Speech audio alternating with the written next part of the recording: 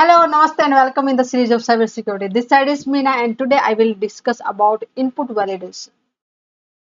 Every day we are visiting different websites, okay, and to download some software, to download some document.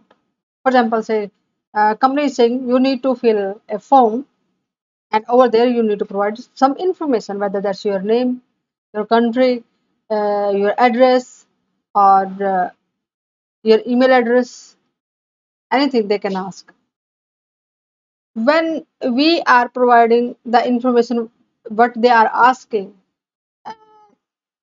if that information doesn't match the process they checked it should be, that means they are validating whatsoever the information we are providing to them. If not match, a error message will appear on our screen and it will say, okay, this information is not correct, put the right information. For example, in say in a zip code number and we just type some wrong information, we say this is correct, this is wrong. Or in email addresses, if we are using some fake email addresses, okay, and over there they block certain domains which just belong to fake email addresses, that means they are blocking it and they're saying no, this is not valid, so just give us business email addresses or some valid email addresses. But what's wrong in it? If some companies are not following such practices, it is harmful for those. Yes, it is.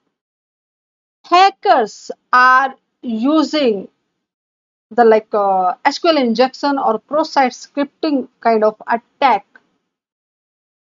at the time of input they are providing, because when some companies are asking the input need to be provided and that input stored somewhere in their database, okay, and that the database when store that information,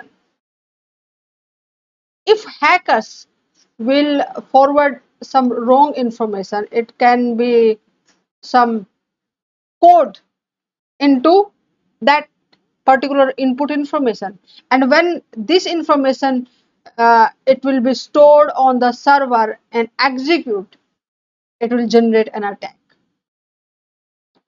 Okay, so input validation help over there. In what way or in what manners we can achieve? For example, when we are saying, okay, this is the field must have the only character number, no integer, so only character values. You are checking it when user will fill that information and forward to the server. Before giving entry into your server, you will check it whether it's the correct one which as desired or not. Okay, or sometimes you say, okay, this should be the type and this the length. You should not go beyond, because hacker can write a long code inside the input and when it will store, they can execute it as a query and can generate the attack. So you can also limit. You can also limit in a way like, okay, this is the way you need to fill it. Say when you are saying something and date, so starting date must be before that the end date. Okay, so that there will be the way how what will be the order of giving the input.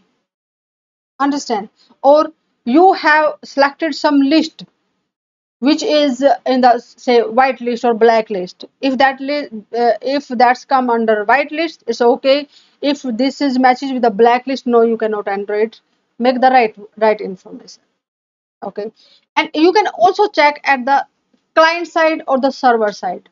For example, the person here he is accessing the browser, means it is on the client side.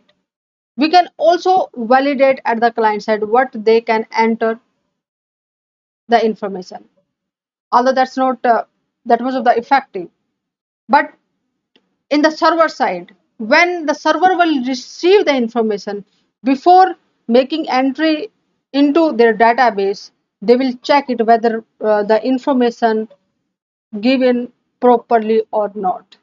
Okay, so there are the different validation strategies which we can use and can help our organization from protecting the attacks like SQL injection or the cross-site scripting.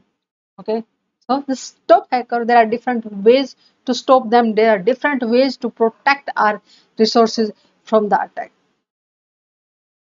Follow me in the cybersecurity prism and get the notification for the next interesting and informative session.